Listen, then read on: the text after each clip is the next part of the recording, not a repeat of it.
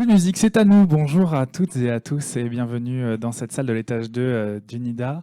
Ravi de vous accueillir. Je suis Robin Duclerc et j'ai la chance d'animer certaines de ces conférences pour le Marketplace Connect. Une chance d'autant plus qu'aujourd'hui on reçoit des personnes d'autres pays, hein. Bonjour. Ah, ça Allô, va allô? venir, ça y est. Allô, allô? Ah, voilà. Enchanté, enchanté. Laurent Dex, donc, Enchanté. responsable France pour le compte de bol.com. C'est correct. Eh bien, on est ravi de te recevoir, Laurent. Le sujet du jour concernant bol.com donc est pourquoi bol.com est votre porte d'entrée sur le marché e-commerce au Benelux. Alors, vous aurez l'occasion, bien sûr, de poser vos questions au fil de l'eau. N'hésitez pas à me faire signe. Je vais m'installer dans le public avec vous pour que je vous fasse passer le micro. Également, vous qui êtes en ligne et qui êtes nombreux, n'hésitez pas à poser vos questions sur le chat. Je me ferai un plaisir de m'en saisir et de les poser à Laurent ici présent. Laurent, c'est à toi, je te laisse la parole et on se retrouvera dans tous les cas en fin de ton intervention pour éventuellement un temps d'échange et quelques questions supplémentaires. Très bien. Merci beaucoup. Et donc, n'hésitez pas à nous interrompre. Bonjour à tous et à toutes. Euh, J'espère que ça va. Il y a déjà eu 2 présentations ce matin. J'espère que tout le monde a encore un peu d'énergie. Troisième présentation, ça peut être lourd, mais j'espère que mon accent belge peut être divertissant pour vous donner un peu d'énergie pour suivre. J'ai une vingtaine de dias aujourd'hui pour une vingtaine de minutes. Donc voilà, on va partir comme ça. Euh, Est-ce que je clique trop rapidement? Je clique trop rapidement.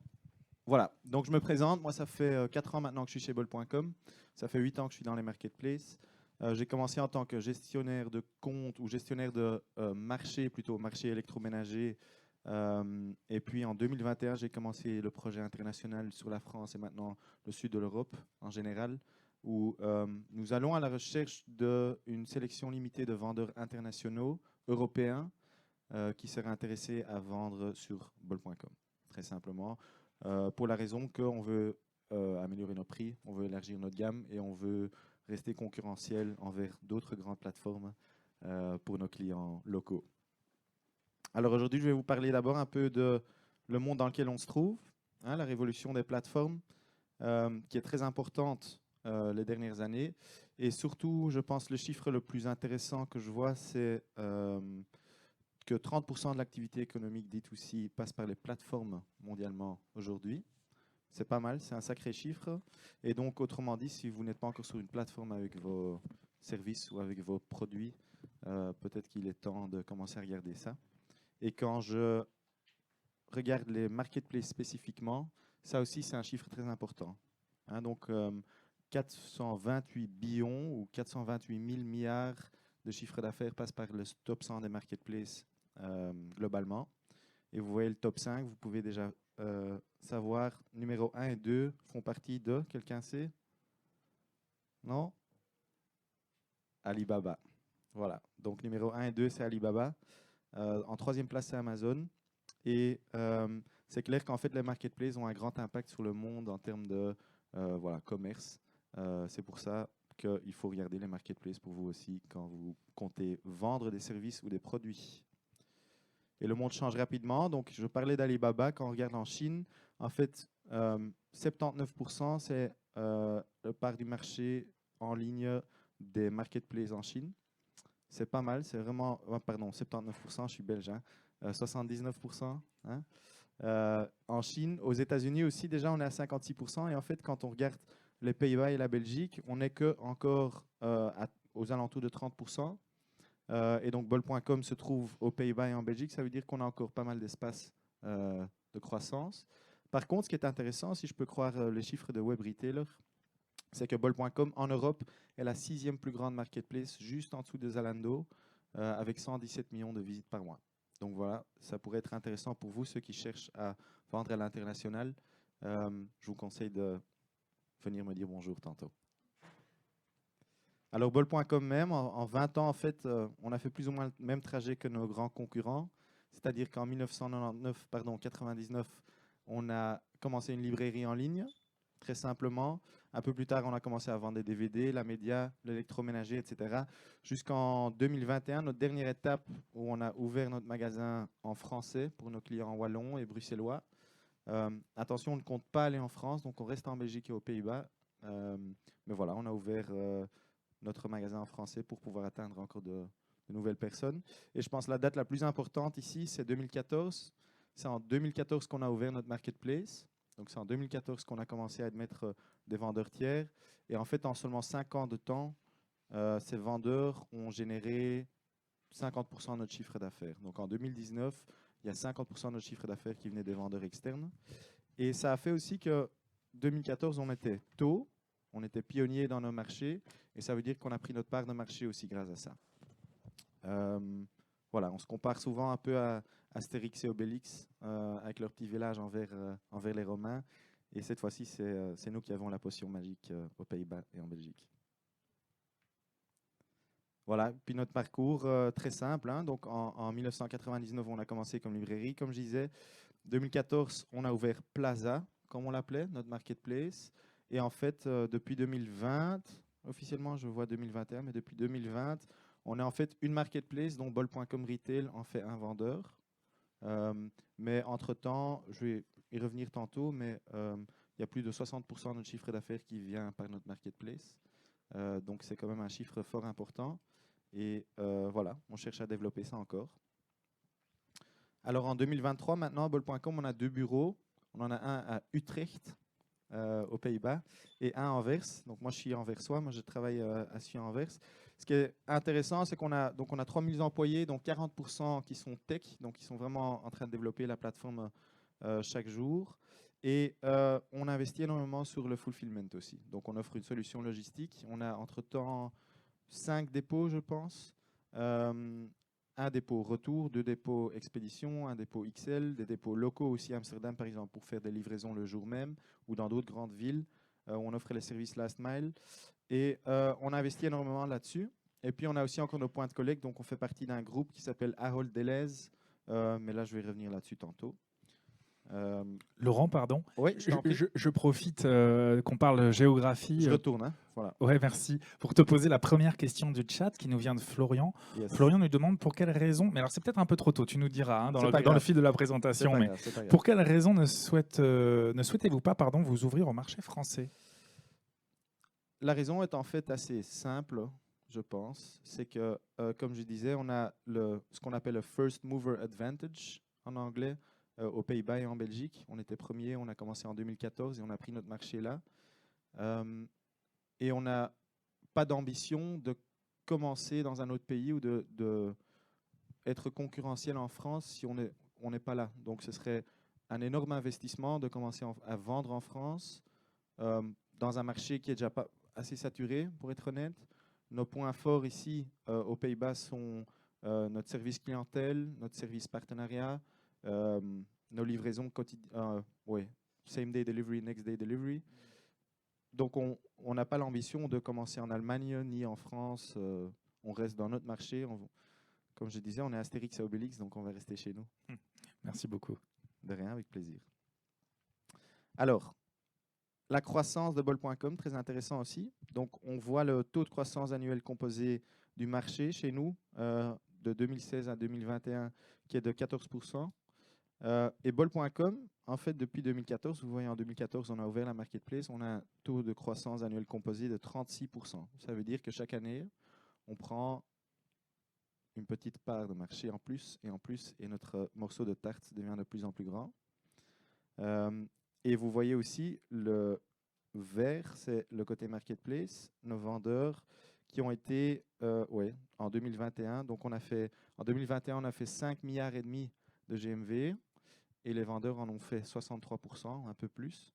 Ça veut dire qu'en 7 ans de temps, ils ont vraiment pris une grosse partie de notre revenu, ce qui est top, c'est très positif, donc on en est très content. Et ça continue comme ça aussi. Donc maintenant, en 2022, je ne peux pas encore partager les chiffres, mais on voit que ça continue à augmenter.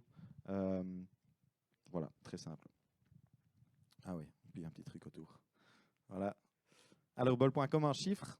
On est assez dominant dans notre marché, sachant qu'il y a 29 millions d'habitants. Avec tous les bébés et toutes les personnes un peu plus âgées, on a 13 millions de clients.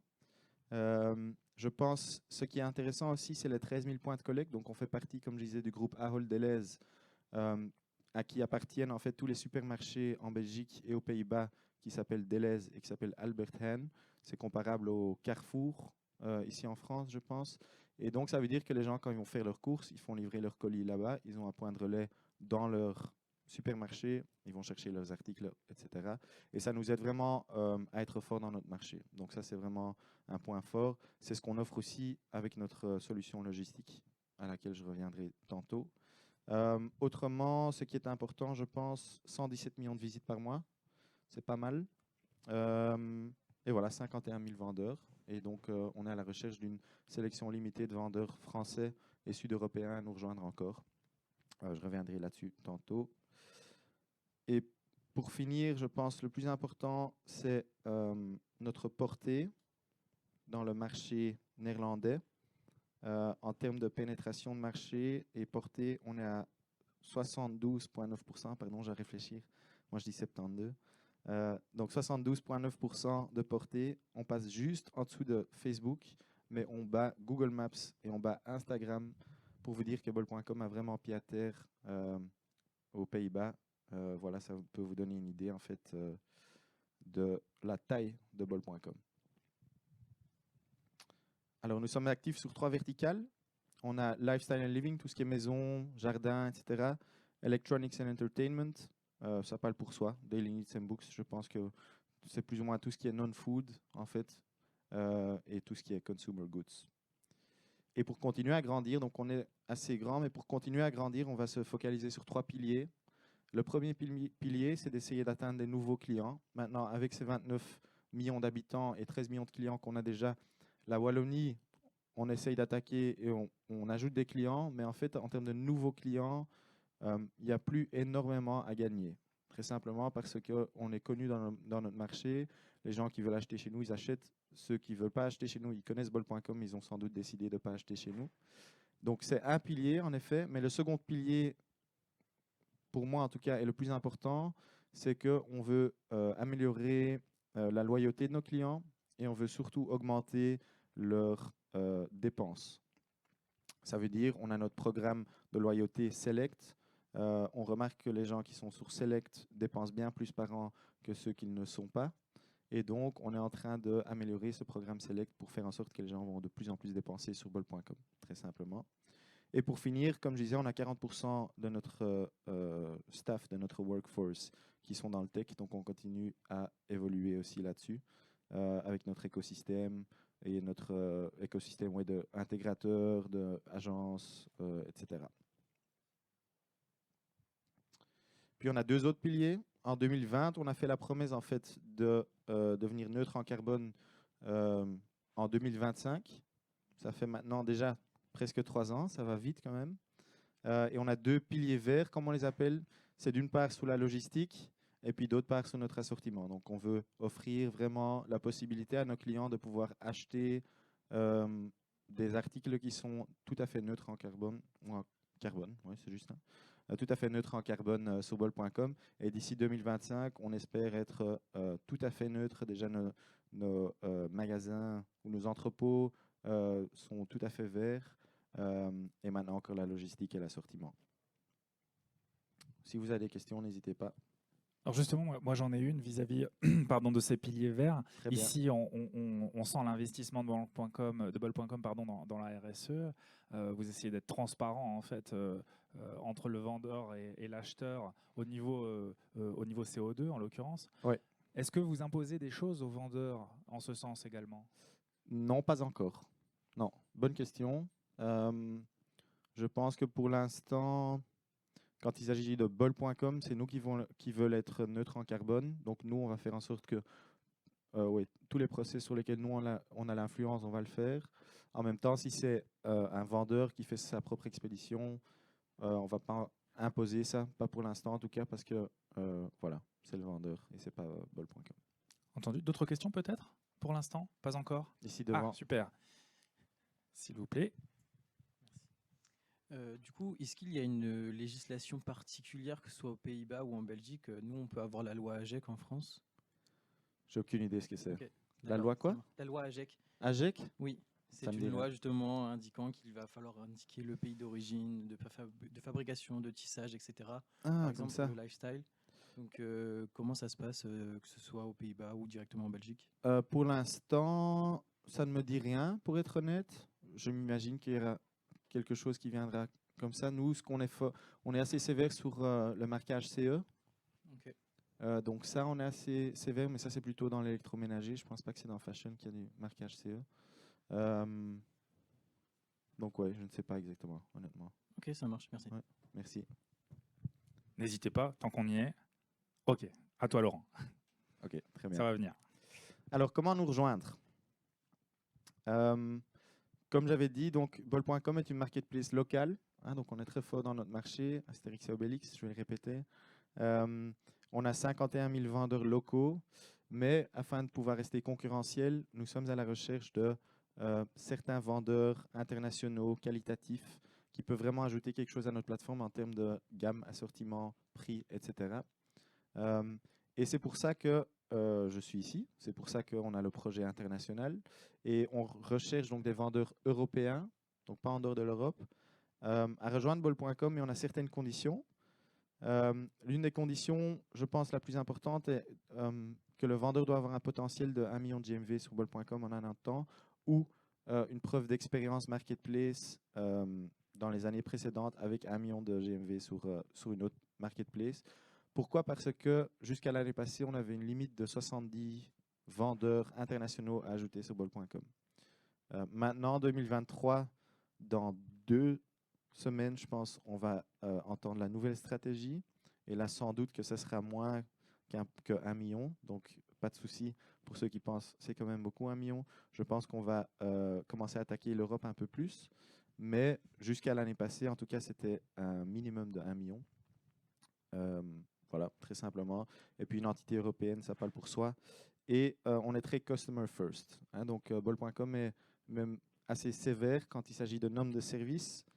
Qui d'entre vous est déjà en vente sur une marketplace ici dans la salle? Oui. Donc vous connaissez les nombres de services en général? Voilà, ça sont les nôtres. On en regarde 3 principalement. C'est d'abord la ponctualité de livraison. Donc ça veut dire si vous promettez 7 jours ouvrables aux clients, on regarde que, je vais de nouveau réfléchir, 93%, pas 93, 93% soient livrés à temps. On regarde les annulations, mais les annulations par le vendeur, c'est-à-dire un consommateur peut annuler, mais on regarde si le vendeur a une rupture de stock. Par exemple, c'est max 2% par semaine, donc on regarde tout ça par semaine. Et le temps de réponse aux questions clients doit être en dehors les 24 heures ouvrables, donc pas en week-end, heureusement. Et ça sont en fait les 3 normes qu'on regarde qui sont obligatoires. Si c'est pas atteint en une certaine semaine, vous recevez une petite croix, etc., qui tombe après 22 semaines. Enfin, c'est très spécifique. Mais voilà, ça sont nos normes de service. Et donc, vous connaissez sans doute comment ça fonctionne. Mais heureusement qu'on a notre service logistique. Pourquoi je dis ça après les normes de service? Parce que si nous, on fait la logistique, ça veut dire que c'est nous qui prenons soin du service clientèle. C'est nous qui sommes responsables pour la livraison à temps, pour les retours, etc. etc. Je pense que ce qui est important aussi, c'est que donc, les entrepôts logistiques, ça s'appelle Logistique Viable, LVB. Les entrepôts sont au sud des Pays-Bas, donc c'est pas trop loin. Et il suffit de livrer vos cartons et nous, on fait le reste. Donc, on fait l'expédition, on fait pick and pack, on fait service clientèle, les retours. Je pense que ce qui est important aussi, c'est qu'en utilisant LVB, vous utilisez nos services last mile. Ça veut dire c'est 13 000 points de collecte, livraison le soir même ou livraison le lendemain, livraison en week-end, etc. Tout ça, ça fait partie du paquet. Et voilà, ce qui est important aussi, je pense, c'est que les ventes augmentent typiquement de 20 à 200% et la conversion en moyenne augmente de, je vais à nouveau traduire dans ma tête, 71%. Donc voilà, c'est quand même pas mal, surtout pour nos vendeurs internationaux, comme on les appelle, on les conseille de regarder cette option parce que l'expédition augmente, une expédition rapide augmente franchement les ventes, vraiment. Et surtout venant de France, c'est parfois un peu plus difficile et le retour aussi sont parfois un peu plus difficiles. Donc voilà. Pas de questions? Tout OK? Ah, je me disais. D'abord, est-ce qu'on a des questions dans la salle à ce stade? Sur les sujets qui viennent d'être abordés, non. Tu parlais tout à l'heure de conditions d'intégration à 1 million de chiffre d'affaires projeté sur une année correct. 1. Ouais. n'est-ce pas?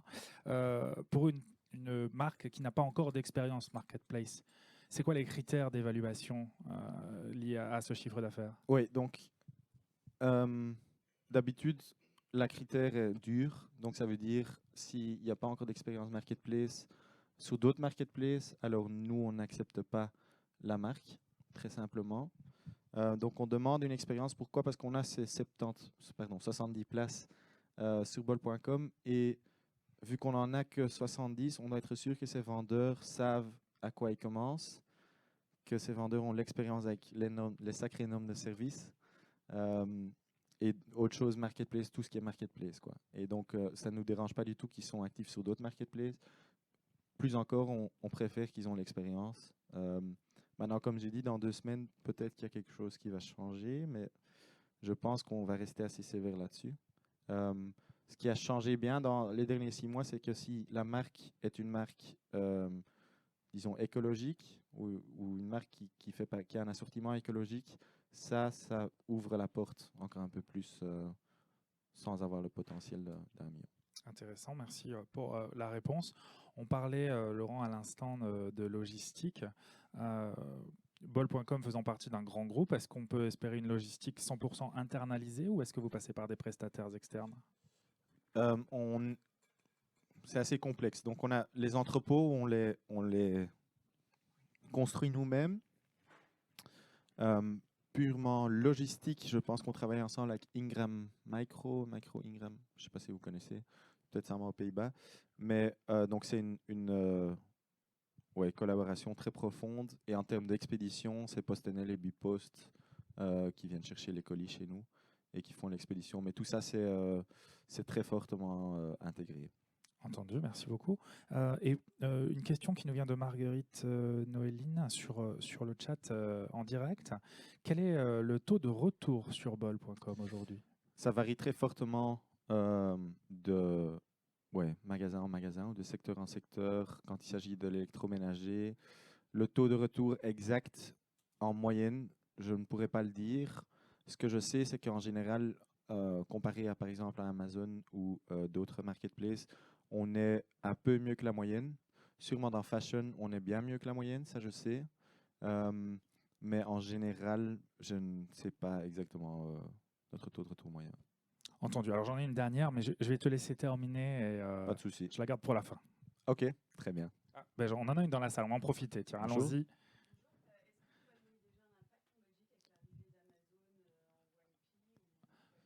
Alors, j'en profite juste pour la dire au micro pour les personnes qui sont en direct. Non, je vous en prie, pas de problème. La question était, est-ce que vous ressentez l'impact d'arrivée d'autres marketplaces sur la zone géographique? Notamment Amazon, ouais. Très bonne question. Ça commence, oui, je pense que donc ils ont fait un soft launch, comme on appelle, je pense il y a 2 ans. Et là, on n'a pas trop senti, pour être honnête. Maintenant, ils commencent à investir dans nos marchés. Et on commence à remarquer qu'ils sont présents. Donc, on voit qu'ils commencent à prendre un peu de part de marché. Mais pour moi, personnellement, je trouve ça très chouette. J'ai hâte de voir où ça va mener. Et tant que ce soit mieux pour le consommateur, c'est bien. Donc, mais oui, on commence un peu à voir qu'ils sont présents, pas encore trop. Donc, en termes de part de marché, on ne se fait pas encore trop de soucis. Mais ouais, c'est intéressant. Moi, je trouve ça très chouette, en fait. Donc, voilà. Une autre question. Au fond, je fais passer le micro. Bonjour. Lorsqu'on est fournisseur de Bol et donc on est présent sur la marketplace, est-ce que vous acceptez également qu'on soit également vendeur et qu'on vienne avec le reste, par exemple, du catalogue? Oui. Très simplement, oui. Donc, on a de plus en plus de vendeurs qui passent en hybride, comme on appelle. Donc, ça veut dire qu'ils vendent certains articles eux-mêmes à nous, en retail, donc fournisseurs, et tout leur long tail, ils vendent en tant que vendeurs sur bol.com, en effet. Et puis, on travaille ensemble avec côté retail, bol.com, qui est un de nos vendeurs en principe. Donc, on commence une collaboration à 3 avec l'acheteur et le vendeur et un de nous. Oui. Merci. Merci. On va te laisser terminer, puis on aura quelques questions pour terminer juste après. Très bien. Alors, à côté de notre service logistique, LVB, on a le service Sponsored Products. Hein, donc, notre top vendeur utilise ce service Sponsored Products et vous pouvez atteindre en fait les visiteurs dans différentes étapes sur notre site web. Donc, c'est très intéressant. C'est un service que je pense que la plupart des autres marketplaces offrent aussi. Donc, c'est rien de nouveau, mais c'est important que vous savez qu'il y a moyen de le faire aussi chez nous. Et puis aussi, on permet nos vendeurs de participer aux campagnes promotionnelles, c'est-à-dire pendant Black Friday, pendant la Noël, etc. On a des pages à très haut trafic, soldes, tout ce que vous voulez. Et en fait, on met nos vendeurs là-dessus aussi avec leurs articles. Si leurs articles sont à bon prix, sont intéressants, sont populaires, on a énormément de vendeurs tiers qui sont sur nos pages promotionnelles aussi. Donc, on remarque un uplift en vente de jusqu'à 7 à 8 fois la vente en une journée, ce qu'on permet à nos vendeurs. Donc, ça aussi, c'est très chouette de pouvoir offrir ça à nos vendeurs. Et pour finir, je pense que ce qui est important aussi, c'est le point fort de bol.com, c'est nos gestionnaires de compte. Et nous sommes tous des humains qui travaillent chez bol.com. Et en fait, vous recevez un gestionnaire de compte, vous recevez sans doute quelqu'un qui vous aide à lancer tout dans l'opérationnel. On est vraiment là pour vous, pour les vendeurs, pour leur aider quand il s'agit de contenu, de logistique, sponsored products, etc. On veut vraiment vous aider. Et donc, il y a quelqu'un qui est là pour vous aider. Et tout ça, en fait, ça m'emmène à la prochaine dia, très simplement. Bol.com n'a pas de frais d'abonnement ou pas de frais de gestion ou quoi que ce soit. Tout est inclus dans une commission, très simplement, qui est une commission en plus du prix. Et je pense que le point fort pour bol.com, et ce que je veux venir apporter ici, c'est qu'on a les marketplaces locales, et on a les grandes marketplaces aussi, mais beaucoup de vendeurs viennent chez moi et disent « Ouais, on a quand même beaucoup d'œufs dans un panier et on veut diversifier. » Alors, je pense qu'en Europe, sur l'international, bol.com serait la meilleure option pour la simple raison qu'on est la plus grande marketplace en dehors de la France en Europe, si on ne compte pas Zalando. Et on est là pour vous aider et on a une équipe qui vous aide personnellement à croître aussi sur la plateforme. Et ça, c'est un peu le message que je viens apporter aujourd'hui. Donc, si vous voulez diversifier, vous êtes la bienvenue de venir dire bonjour. Et voilà, je pense que c'est plus ou moins ça. Il y a encore une petite fusée qui vient. Merci. Alors, est-ce que nous avons des questions dans la salle? Peut-être oui. Allons-y. Et j'ai quelques questions de chat également. C'est bien, on a le temps d'y répondre, c'est parfait. Ouais, c'est cool. Hein. C'est notamment sur le marché qui est à la fois néerlandophone et puis francophone. Comment vous aidez les vendeurs justement sur les deux langues et notamment sur la traduction du contenu, et puis sur l'optimisation justement des contenus dans une langue parfois très loin de la nôtre. Correct. Donc, il y a plusieurs options. Ça dépend un peu de votre assortiment et de votre gamme.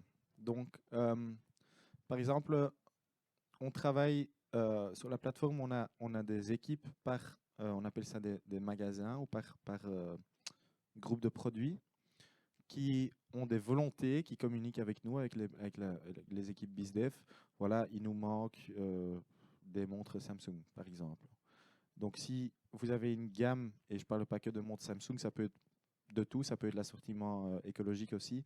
Si les magasins, comme on les appelle, ont des demandes spécifiques de produits et nous, on va les chercher ou ces gens nous contactent et on les met en ligne, ils ont quelqu'un responsable pour le contenu qui va aider les vendeurs à créer le contenu, que ce soit une traduction, que ce soit optimalisation de contenu, etc.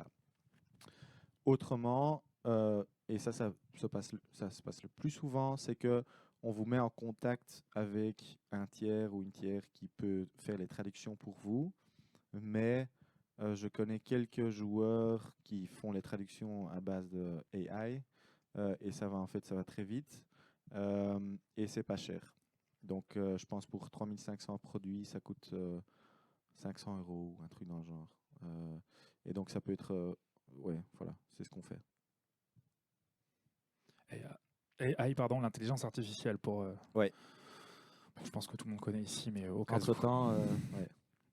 Oui, maintenant, avec l'arrivée des nouveautés en ce sens, je pense que tout le monde connaît. Concernant les commissions, tu en as parlé. Et du coup, j'ai pas compris. les commissions, pardon. Tu nous parlais justement des commissions et du fait que Correct. les seuls coûts, finalement, lorsqu'on devient vendeur sur bol.com, c'était les commissions, qu'on n'avait pas besoin d'investir avant de vendre, en fait. Ouais. Ce qui est très intéressant. C'est juste. J'avais donc 2 questions sur le chat. Je vais t'en faire part dans un instant. Excuse-moi, le temps Pas de de le souci. retrouver. Pas de souci, Le prends ton voici. temps. Une question de Léa qui nous demande: est-ce que l'on peut appliquer notre propre politique de frais de port / retour? Oui, mais les prix affichés envers nos clients sont tout compris. Donc ça veut dire qu'un client va avoir un prix, 20 € ou 100 € ou n'importe, et tout est inclus. Donc la commission est incluse, mais les frais de port sont aussi inclus. Voilà, donc en général, c'est à vous le choix à quel point vous élevez votre prix pour inclure vos frais de port. Il y aura toujours une concurrence si vous n'êtes pas les seuls sur le produit. S'il y a une bataille pour la buy box, ça fait partie de la concurrence. Mais donc, oui, vous avez le choix de choisir votre marge, entre parenthèses, parce que vous avez le choix de choisir à quel point vous élevez votre prix. Il y a juste un système mis en place qu'il n'y a pas de offensive pricing, comme on appelle. Donc, on regarde le marché en général. On fait une comparaison de marché. Si un article est à 20 €, si vous décidez de le vendre à 35 €, ça pourrait rendre nos clients fâchés de voir 35 € sur bol.com et 20 € autre part. Et donc là, il y a un système automatique qui fait en sorte qu'il n'y a pas moyen de vendre ça à 35 €.